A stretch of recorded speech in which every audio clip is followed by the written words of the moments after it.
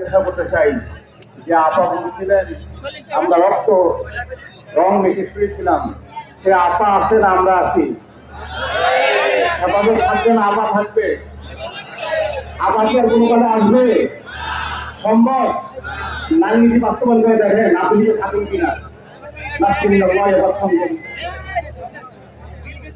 সংগ্রামী উপস্থিতি এবার বক্তব্য রাখবেন পরিষদ জেলার সভাপতি কেন্দ্রীয় রায়বারের আব্দুল হামিদ।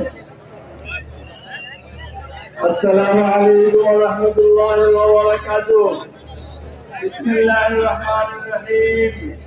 قال الله تبارك وتعالى ومن لم يحكم بما أنزل الله فأولئك هم الكافرون. আমরা অন্তর্বর্তী সরকারের প্রধান ইউনূস সাহেবকে বলতে চাই, আপনি কি মুসলমান থাকতে চান? আপনার নাম মোহাম্মদ ইউনূস।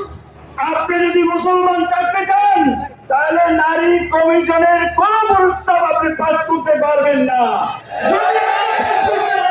তাহলে আপনি মুসলমান নয়। আপনি সমস্ত মুসলমানের কাছে আপনাকে আমরা উপদেষ্টা দেখতে চাই না।